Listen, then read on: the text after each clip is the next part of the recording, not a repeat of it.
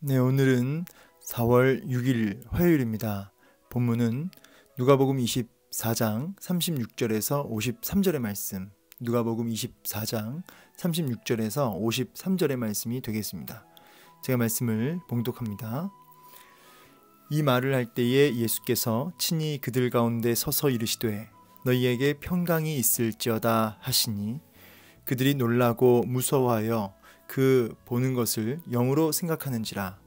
예수께서 이르시되 어찌하여 두려워하며 어찌하여 마음에 의심이 일어나느냐. 내 손과 발을 보고 나인 줄 알라.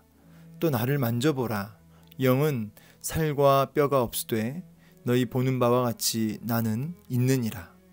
이 말씀을 하시고 손과 발을 보이시나 그들이 너무 기쁨으로 아직도 믿지 못하고 놀랍게 여길 때에 이르시되 여기 무슨 먹을 것이 있느냐 하시니 이에 구운 생선 한 토막을 드리니 받으사 그 앞에서 잡수시더라.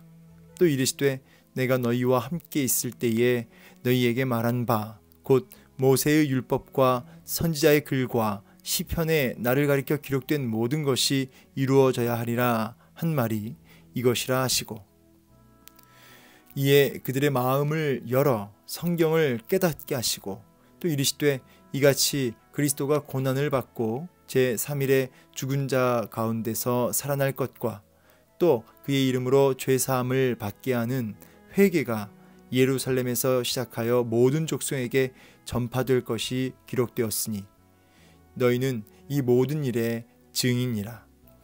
볼지어다 내가 내 아버지께서 약속하신 것을 너희에게 보내리니 너희는 위로부터 능력으로 입혀질 때까지 이 성에 머물라 하시니라. 예수께서 그들을 데리고 베다니 앞까지 나가사 손을 들어 그들에게 축복하시더니 축복하실 때에 그들을 떠나 하늘로 올려지시니 그들이 그에게 경배하고 큰 기쁨으로 예루살렘에 돌아가 늘 성전에서 하나님을 찬송하니라. 아멘. 네, 오늘은 이제 누가복음 마지막 본문이 되겠습니다. 누가복음 마지막 본문을 다루는데 이제 마지막 오늘 누가복음 본문은 이제 예수님의 승천에 대한 내용이죠. 예수님께서 승천하시는 이제 죽으시고 부활하셔서 이제 제자들과 함께 머무르시다가 이제 승천하시는 내용이라고 할 수 있겠습니다. 자, 우리 한 절씩 간단하게 보면서 오늘 본문이 우리에게 하시는 핵심 메시지를 좀 같이 묵상하고 또 적용하는 그런 시간 가져보겠습니다. 36절에 이렇게 말씀 시작하시죠. 이 말을 할 때에 예수께서 친히 그들 가운데 서서 이르시되 너희에게 평강이 있을지어다 이렇게 말씀하십니다. 이 말을 할 때는 무슨 말씀이죠? 우리 앞부분에 연결되죠. 이 두 사람도 길에서 된 일과 예수께서 떡을 떼심으로 자기들에게 알려지신 것을 말하더라. 자, 엠마오에 가던 두 제자 글로보와 다른 제자가 엠마오로 가는 길에 예수님을 만났고 부활하신 예수님과 대화하면서 그 눈이 그 영적으로 어두워졌던 그 눈이 활짝 열리면서 말씀이 풀어질 때에 그 심령이 뜨거워지고 그래서 눈이 열리고 심령이 뜨거워지니 다시 무너지고 낙심했던 그 심령이 일어나 다시 사명의 자리 예루살렘으로 돌이켰다.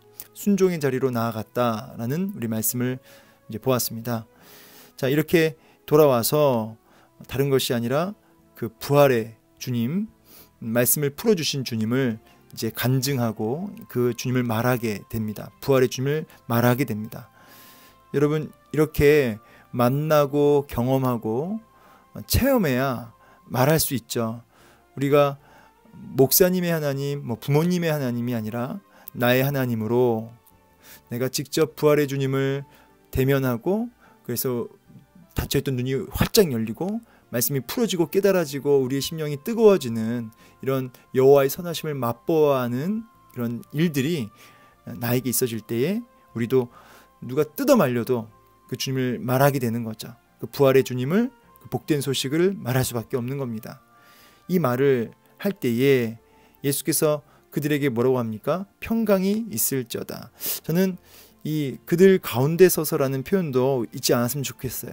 너희 가운데, 친히 그들 가운데 서서. 이 말은 함께 거하신다는 거거든요. 우리 가운데 함께 거하시고 함께 하시는 주님, 함께 서 계신 주님.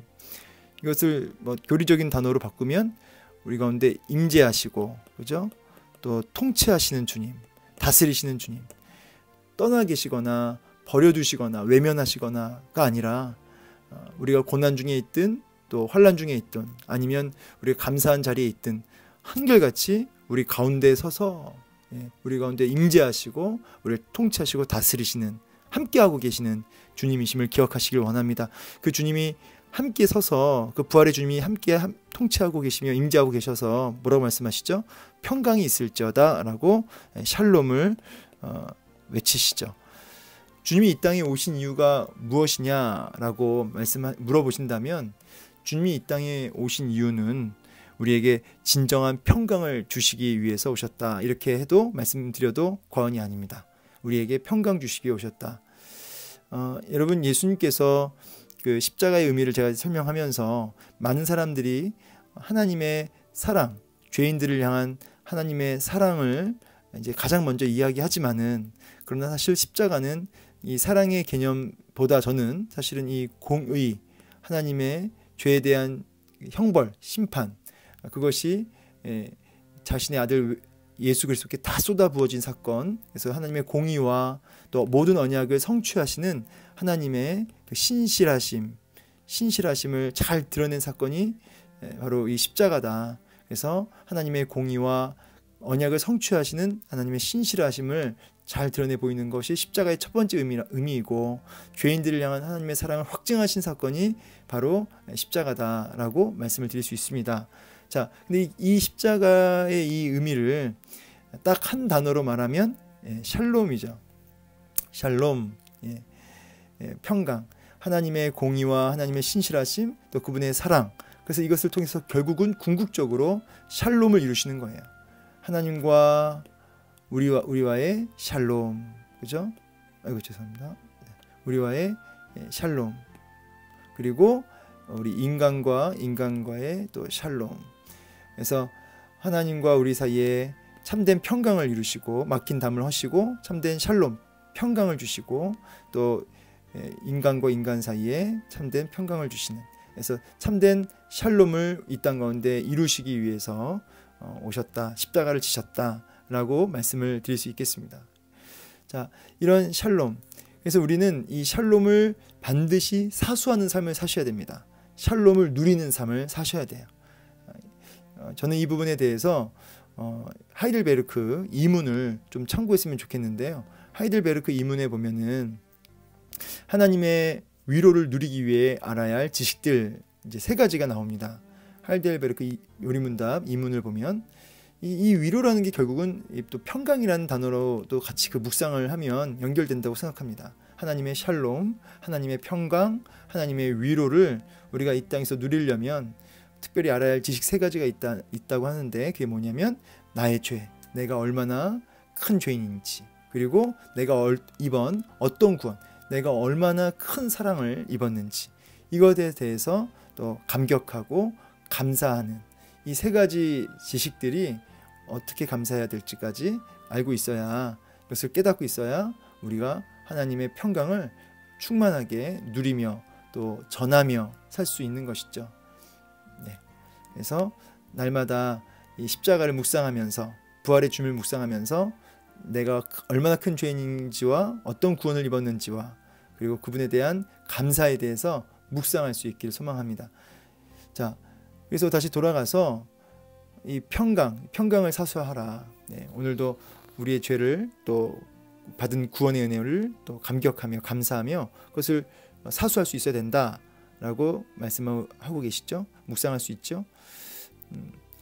자, 그래서 여러분, 이 평강을 얘기할 때 그냥 인간적인 어떤 편안함이나 어떤 그냥 마음이 좋다는 의미로만 이해하시는 게 아니고요. 그런 인본주의적인 의미를 넘어서 하나님과의 관계 회복, 또 이웃과의 관계 회복, 또 하나님의 사랑을 깨닫는 어떤 그런 의미로 평강을 이해하셨으면 좋겠습니다. 위로와 회복으로. 자, 그들이 놀라고 무서워하는데, 이 그들 이제 제자들이 예수님을 봤는데 그 영으로 본 거예요. 진짜 예수님이 육신의 부활을 믿는 게 아니라 영적으로 이렇게 영으로 나타나셨다. 자, 이 부분은 이제 많은 이야기를 또 잠깐 할 수 있지만은 그냥 넘어가도록 하겠습니다. 왜냐하면 가연설이나 그 당시 이제 이단들도 이제 나타나는 것들 보면은 육은 이제 악하고 영은 선하다라고 해서 이제 어떤 영적인 것만 이렇게 자꾸 추구하는 부분들도 있거든요. 물론 이제 그런 부분을 가지고 얘기할 건 아니지만 이 제자들도 이 예수님을 이 육신으로는 부활할 것을 생각도 못한 것이죠. 영적으로만 일어난 보여진 사건으로만 이해하고 있는 거죠. 그랬더니 우리 주님께서 뭐라고 말씀하시냐면 어찌하여 두려워하며 어찌하여 마음에 의심이 일어나느냐 이렇게 말씀하세요. 마음에 의심이 일어나느냐. 여러분, 제자들이 지금 육신의 부활을 의심하고 있어요. 주님의 부활을 의심하고 있습니다. 왜 그러냐 하니까 두려워하며 또 마음에 의심이 일어났기 때문이다. 여러분, 내 백성이 무지하여 죽는도다 망하는도다라는 말씀 기억하시죠? 무지함. 제자들이 너무 이 말씀과 예수 그리스도에 대해서 또 부활에 대해서 무지하였죠. 무지하니까 두려워요. 주님을 봐도 두렵습니다. 무지하니까요. 이 두려움이 들어오고 이 두려움의 감정에 붙들리니까 의심이 그 마음에 불일 듯 일어나는 것이죠. 여러분, 그래서 우리가 부활의 주님에 대해서 또 이 진리의 말씀에 대해서 알자, 힘써 여호와를 알자. 이렇게 날마다 알아가실 때 어떤 상황이 됐을 때 두려움의 감정에서 머무르는 것이 아니라 두려움의 감정에서 어디로 갑니까? 하나님께 소망의 자리로 나아갈 수가 있는 거죠. 확신의 자리로 나아갈 수 있는 거죠. 두렵더라도 다시 이내 곧 소망과 확신의 자리로 나아갈 수 있는데 무지하니까 두려움의 감정이 그대로 의심의 자리로 이런 연결되는 모습을 보게 됩니다. 그래서 주님이 어찌하여 여전히 그렇게 무지하냐, 이런 의미까지도 우리가 묵상해 볼 수 있죠. 어찌하여 여전히 그렇게 무지하냐. 내 손과 발을 보고 나인 줄 알라. 나를 만져보라. 이렇게 말씀하시죠. 만져보라. 이 만져보라는 건 뭐예요? 확인해봐라 이 말입니다. 확인해봐라. 여러분, 확인하는 신앙 참 중요합니다. 우리가 신앙생활 하는데 이 막연하게 때로는 그냥 좋은 게 좋은 것 하면서 둥글게 넘어갈 때가 많죠. 여러분, 그게 때로는 결정적인 순간에 의심을 일으키고요, 불안을 일으킵니다. 그래서 우리가 말씀이든 이 진리에 대해서 우리가 예수 그리스도에 대해서 확인하고 만져보는 신앙, 그래서 확실하게 아는 신앙으로 가셔야 됩니다. 그러면서 영은 살과 뼈가 없는데 봐라, 나는 있다. 이 육신의 부활이 우리에게 주는 의미가 어떤 의미가 있을까요? 이런 부활을 막연하게 생각하지 말라는 겁니다. 여러분, 막연하게 영이 떠다니고 막연하게 부활이 이렇게 뭔가 꿈같이 이렇게 있을 것 같은 그런 게 아니라 지금 저와 여러분이 육신을 입고 이렇게 생활하고 물을 마시고 이렇게 살지 않습니까? 느끼고 감각이 다 있지 않습니까? 우리의 부활이 이렇다는 거예요. 우리의 부활이 마치 무슨 꿈 같은 게 아니라 완전한 육신을 입고 있다는 거죠. 육신을 입고 따라서 느끼고 보고 다 하는 거예요. 지금 이런 것보다 더 온전하게. 그래서 여러분, 이 육신의 부활, 예수님께서 육신의 부활을 하셨기 때문에 부활의 첫 열매라고 하셨잖아요. 예수님의 부활을. 자, 그러면 우리도 이와 같이 부활할 것이다. 우리도 예수님과 같이 부활할 것이다. 줄줄이 사탕처럼 이렇게 부활하는 거예요. 우리도. 그래서 우리도 이렇게 육신의 부활을 통하여 이제 주님을 보면서 우리도 이런 부활을 소망하게 되고 이제 확인받게 되는 거죠. 아, 우리도 이렇게 부활하는구나. 여러분, 이 어떤 모습으로 어떤 육신으로 부활할까요? 그거는 이제 상상이죠. 모르겠습니다. 어떤 모습으로 어떤 모습으로 부활할 것인가. 이 땅에서 장애인이었다고 장애인의 모습으로 부활할 것이 아니죠. 흠없이 온전한 모습으로 천사와 방불할 그런 모습으로 완벽한 육신을 가지고 부활하겠죠. 자, 그날을 이제 소망하는 겁니다. 그래서 부활을 더 소망하게 하는 거예요. 부활을 더 확신하게 하는 겁니다. 막연한 것이 아니라 분명한 신앙으로 부활을 보게 하는 거죠. 여러분, 이 부활을 보는 부활의 신앙이 확실해지면 어떻게 될까요? 담대해지죠. 지금 제자들이 굉장히 두렵고 의심과 두려움과 이런 불안 속에 있잖아요. 근데 이 육신의 부활의 주님을 통해서 부활 신앙이 견고해지고 확실해지니까 환난과 핍박과 이 땅에서 받는 잠시 잠깐의 고난이 아무것도 아닌 것처럼 보이게 되는 거죠. 그래서 아주 감당할 수 없는, 세상에 감당할 수 없는 그런 증인의 삶을 살게 되는 거예요. 이 육신의 부활이 분명해질수록 담대한 증인의 삶을, 나그네의 인생의 삶을 살 수 있는 것이죠. 그래서 승천하실 주님께서 이 부활 신앙을 분명하게 심어줄 필요가 있으셨어요.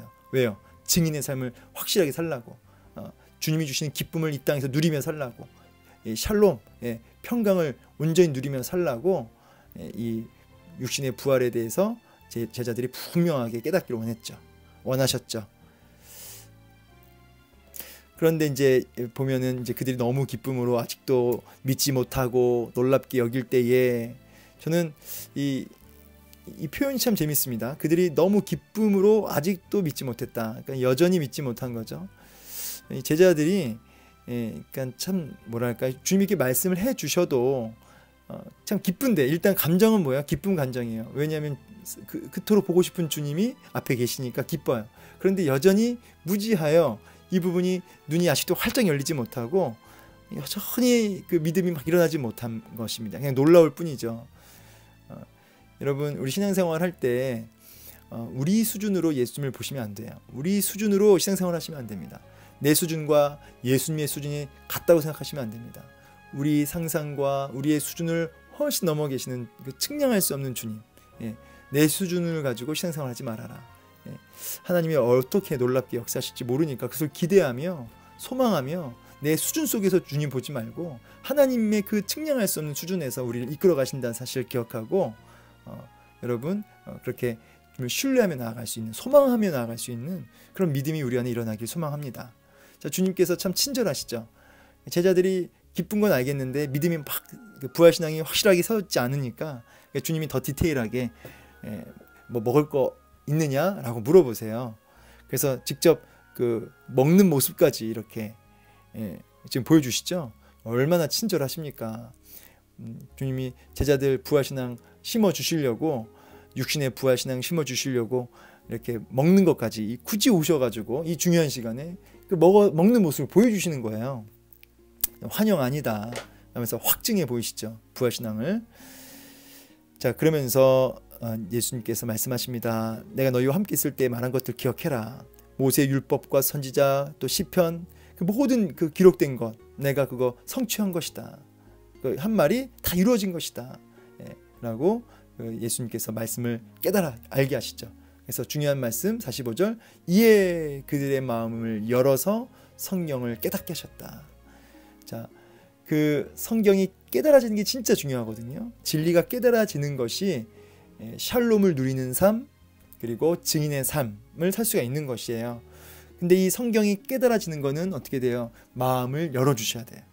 오늘도 우리 마음의 우둔한 마음을 제거하시고 마음의 눈을 활짝 열어서, 영안을 활짝 열어서 성경을, 진리를 깨닫게 하시는, 깨우쳐 주시는 그런 은혜가 있기를 소망합니다.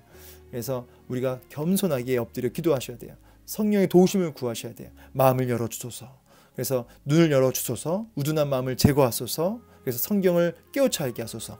이런 기도가, 이런 간절한 기도의 제목이 우리 가운데 있으셔야 된다는 것입니다. 이렇게 마음을 열어주시는 성령의 역사, 또 이 부분은 전 특별히 다른 것보다 본문의 문맥 속에서 증인의 삶을 살고자 하는 사람들, 이 부활신앙을 가지고 담대하게 증인의 삶을 살려고 하는 사람들에게 특별히 이러한 은혜를 주신다. 주님이 오늘 본문에서도 성경을 이렇게 마음을 열어서 깨달아 알게 하신 이유가 뭐예요? 궁극적으로는 뭡니까? 궁극적으로는 이 증인, 이 모든 일의 증인되라고 주님께서 제자들에게 특별히 성경을 열어주신 거 아닙니까? 마음을 열어서 성경을 깨닫게 하신 거죠. 여러분, 그래서 우리가 증인의 삶을 살고자 할 때 우리가 이러한 은혜를 특별히 입는다. 우리가 그렇게 알 수 있겠죠. 그리고 여러분, 마음을 우둔하게 하는 것들이 뭔지를 알아보셔야 돼요. 내 마음을 우둔하게 해서 성경을 깨닫지 못하게 하는, 영혼을 어둡게 하는 게 뭔가. 그것이 이 땅의 탐심일 수도 있고, 이 땅의 분주함일 수도 있고, 이 땅의 염려일 수 있고, 근심일 수 있고, 여러 가지가 있겠죠. 또 오늘날은 뭐 SNS나 대중문화일 수도 있어요. 이런 것들이 우리 마음을 어둡게 합니다. 그런 것에서부터 나를 지켜야겠죠. 마음이, 우둔한 마음이 제거되고 마음이 열리도록 성령께 늘 가까이, 성령 충만함을 입기 위하여 날마다 말씀과 기도로 나아가야 되는 것이죠. 자, 그러면서 이제 예수님이 죽은 자 가운데 3일 만에 부활할 것, 살아날 것, 그리고 47절 그의 이름으로 죄사함을 받게 하는 회개가 예루살렘에 시작해서 모든 족속에게 전파될 것이 기록되었다. 너희는 이 모든 일의 증인이라. 특별히 여러분이 회개가 예루살렘 할 때 이 회개라는 단어를 굉장히 강조한 거죠. 사실은 이 회개를 이제 저는 딱 한 단어로도 이제 얘기할 수 있는 건데 복음이죠. 복음이 예루살렘에 시작한 거죠. 근데 복음을 회개라고 얘기한 이유는 뭐냐면 결국은 진정한 거듭남의 회개, 그렇죠? 중생의 회개 이런 의미를 가지고 있어요. 중생의 회개, 거듭남의 회개. 그것이 복음이잖아요. 그래서 진정한 그 거듭남의 회개, 구원의 회개가 예루살렘에서 시작해서 모든 족속에게 전파될 것이다. 이 말씀 읽는데 어디 말씀 생각나십니까? 사도행전 1장 8절 말씀, 그렇죠? 증인이 되리라. 예루살렘과 온 유대와 사마리아와 땅끝까지 이르러 내 증인이 되리라. 말씀 뭐 다 외우고 계시니까 이게 지금 또 잘 안 되네요.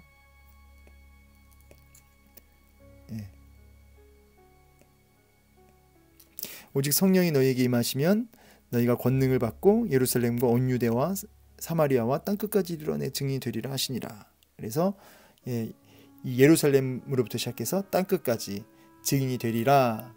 이 말씀. 그래서 이 부분에 대해서 주님이 제자들에게 선포하십니다. 자, 특별히 그래서 우리가 이 거듭날 때 회개, 지정의의 전인격적인 회개가 일어난다는 사실도 여러분 알고 넘어가셨으면 좋겠습니다. 우리가 진짜 구원받았다, 내가 거듭났다 라고 했을 때는 지정의 전인격적인 회개가 일어납니다. 죄에서의 돌이킴이 일어나죠. 자, 그러면서 증인이 되리라. 여러분, 증인, 결국 이것이 오늘 본문의 이 승천하신 주님을 묵상할 때 참 핵심 결론이라고 할 수 있겠는데, 여러분, 증인이라고 하는 건 뭐예요? 이 증인이라고 하는 것은 십자가의 주님을 직접 본 사람이 증인이죠. 여러분, 우리 법적으로 증인하면 여러분이 그 사건 현장을 직접 본 사람이 뭐가 돼요? 증인이 되죠. 안 보면 증인이 아니죠. 직접 눈으로 본 사람이 증인이에요. 사건 현장을, 사고 현장을 본 사람만이 뭐가 돼요? 증인이 되죠. 근데 여러분, 제가 묻는데 여러분 십자가를 보셨습니까? 정말 예수님 십자가 못 박혀 죽으신 거, 부활하신 거 눈으로 보셨습니까? 그걸 안 봤는데 어떻게 저와 여러분이 증인이 되죠? 증인이 되리라 그랬잖아요. 봤어야죠. 안 봤는데 어떻게 증인이 되냐 이 말이에요. 여러분, 십자가를 직접 보고 부활을 직접 보신 분이 누구시죠? 성령님이시죠. 뭐 성부와 성자와 성령님이 삼일체로 계시니까 뭐 너무 당연한 말씀이죠. 성령님이 어디 안에 계세요? 저와 여러분 안에 계신 줄로 믿습니다. 저와 여러분 안에 계시기 때문에 그 보신 분이, 그 사건 현장을 다, 그 역사적 사건을 다 보신 분이 우리 안에 계시기 때문에 성령이 우리 안에 거하시기에 우리가 증인이 되는 거죠.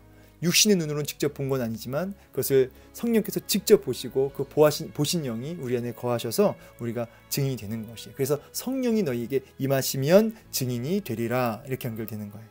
그래서 성령이 우리 안에 임하셔야, 성령으로 충만해져야 증인의 삶을 살 수 있다.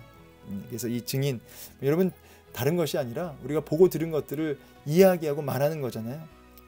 그래서 우리가 만난 주님, 그 부활의 복된 소식을 말하는 것입니다. 경험하고 체험한 것들을 얘기하는 것이죠. 그러면서 위로부터 능력이 입혀올 때까지 이 성에 머물라, 예루살렘 성에 머물면서 너희가 성령 받아라, 그 말씀 하시는 거죠. 여러분, 이 성에 머물라, 결국은 이 말씀을 묵상할 때 이 머물라는 단어도 굉장히 중요한데, 제가 여기 풋노트 달았지만 결국 약속의 말씀 위에 머물라는 거예요. 그 기한과 성령 받은 지 이제 10일 만에 성결 받는, 성령 사도행전에 보면은 이제 오순절 다락방에서 10일 뒤에 성령을 받는 걸로 기억하죠. 자, 성령 받기 전에 여러분 언제 뭐 성령 임하신다 이런 약속은 없었거든요. 그런데 약속만 주셨어요. 머물라 성령이 임하실 것이다. 근데 제자들이 만약 인내하지 못하고 믿음 가운데 기다리지 못했다면은 이런 역사를 경험하지 못했겠죠. 그러니까 언약을, 약속을 붙들고 그 말씀 위에 지속적으로 머물러 있을 때 성령의 충만한 역사를 경험할 수 있다는 비밀이 이 안에 담겨져 있어요. 그래서 여러분, 우리가 약속의 말씀을 날마다 상고하고 그 말씀 위에 순종하는 모습으로 머물러 있을 때 여러분 성령의 충만함을 또 우리가 경험하게 된다는 것 여러분 기억하셨으면 좋겠습니다. 그리고 이제 하늘로 올려가십니다. 하늘로 올려가시는데 제자들이 너무 기뻐하죠. 그리고 너무 기뻐하고 늘 성전에서 하나님을 찬송하는 삶을 살게 됩니다. 여러분 예수님께서 그 승천하신 사건 그러면서 제자들은 늘 성전에서 하나님을 찬송하는 모습으로 끝나는 것을 통해서 우리가 어떤 말씀을 묵상하게 되냐면 늘 성전에서 하나님을 찬송하는 모습이 어떤 모습이에요? 늘 예배하는 모습이죠. 이제 부활신앙이 확실해졌어요. 육신의 부활이 확실해졌어요. 그러니까 이제 제자들의 삶은 이제 어떤 삶이에요? 늘 예배하는 삶인 것이죠. 오늘 하루도 온전히 예배하는 삶 살기 소망합니다.